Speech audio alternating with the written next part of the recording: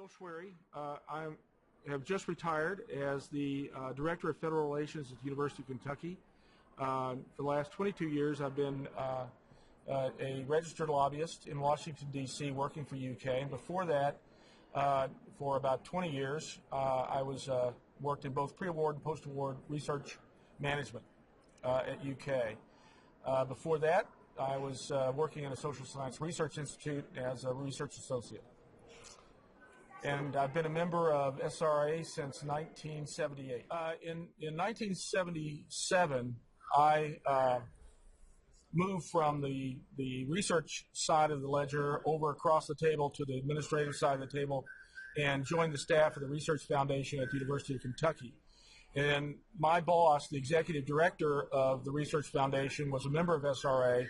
And he said, pack up, you're going with me to the SRA meeting in '78. And so I went to the meeting and joined, and I've been a member ever since. SRA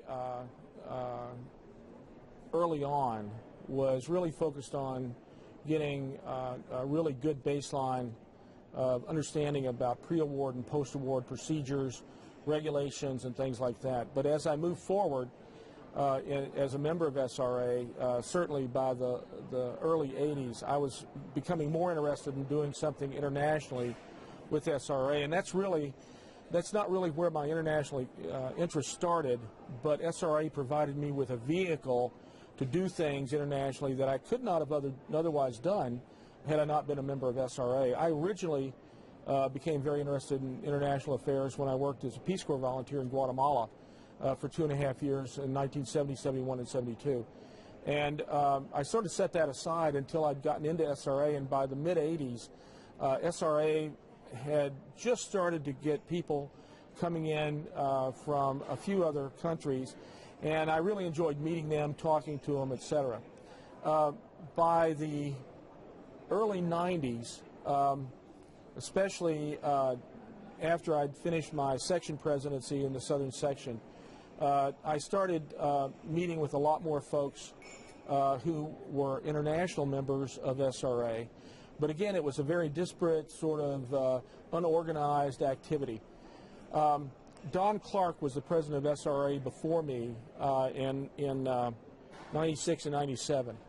And Don Clark was the grants management, the GMO, grants management officer for Yvonne Maddox at NIH in Child Health and Human Development. And Don invited me up to lunch one day and sort of, I'd say, ambushed me a little bit because at lunch with Yvonne, Yvonne asked me if I would be willing to be a mentor for a couple of Puerto Rican extramural associates who were in the extramural associates program at that time. And I said, yes, I'd love to do it. I'd lived in Puerto Rico for four months earlier in my career and really enjoyed it. I spoke Spanish fluently because I'd been in Guatemala, so it was a natural thing to do. And I really enjoyed being a mentor for Hilda Zlotnick and Jose Perez down at one at the University of Puerto Rico in Rio Piedras, and the other one at the University at the College of Medicine for Ponce.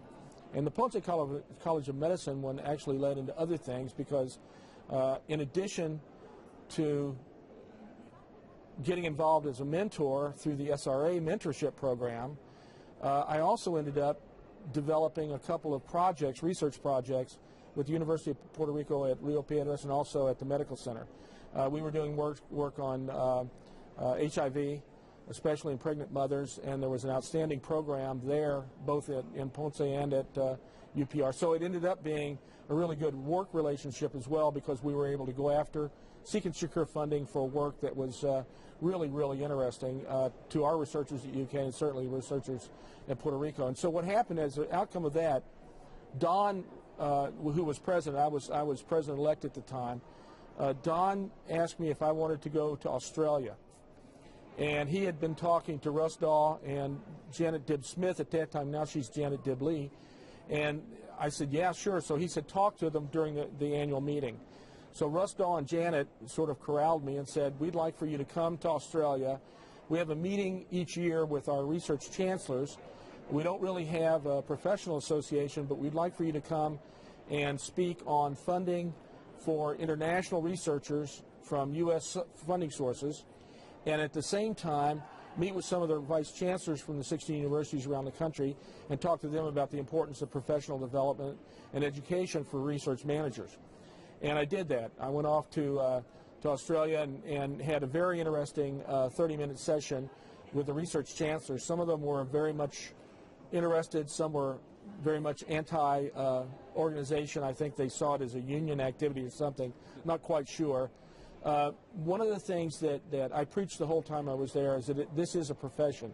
It's not just a staff position that you have to fill to try to make good on your fiduciary responsibility or your regulatory responsibility. And that really got me started in the international area in a big way.